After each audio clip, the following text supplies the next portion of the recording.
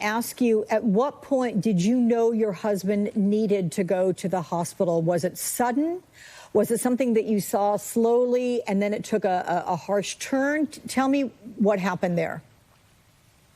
So he shared with me that on March 14th or 15th, he was not feeling well, like he was coming down with something. So that was 2 weeks ago. Yeah. Okay. Yeah. All right. Yes. He started with a fever on the 16th, chills and fatigue.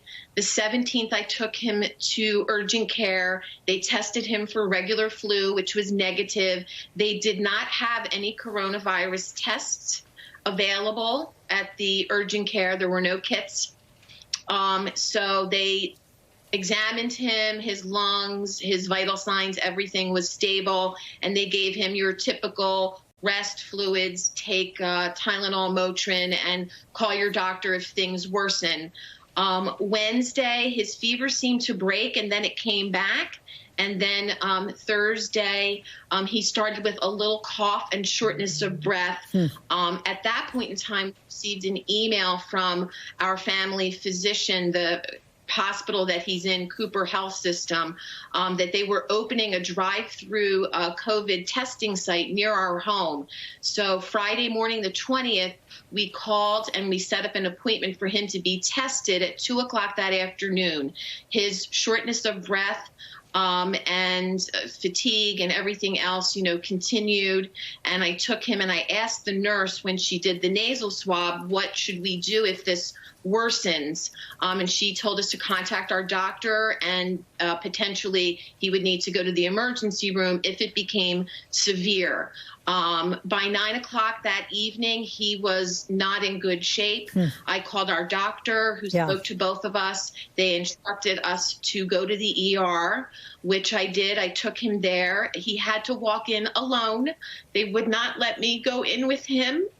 And I watched through the window that they took his information and put him in a wheelchair and took him back. And I went back to my car to wait. I texted him to let him know that I was there and to, keep me posted about what was happening. And he texted me and told me that they took him back to a room to go home and that he loved me. And that was the last time I communicated with him. I haven't seen him since. Sorry, I'm very emotional right now. Yeah, well. Within about an hour and a half of him being in the emergency room doctor called me and told me he was critical. He had double pneumonia in both of his lungs, and they had to intubate him and put him on a ventilator. They were transferring him to the ICU. He's only 50 years old. Amy.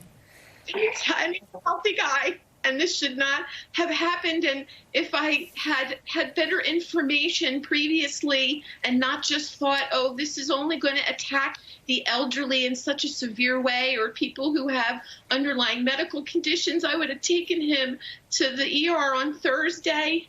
I don't know how much it would have done, but, hindsight is 20/20, and the reason I'm speaking out is I want to get this information out to the public so that people of all ages take this seriously and they're looking for, the signs. And Amy, I'm so grateful to you for sharing your story, hard as it is to hear, gotta say. But this is something that's happening all across the country, and maybe this plasma will be some sort of a life-saving revenue for many people. In the meantime, holding out the very best thoughts for you and Brett. We'll say a bunch of prayers for him and for you. Stay strong. Take care.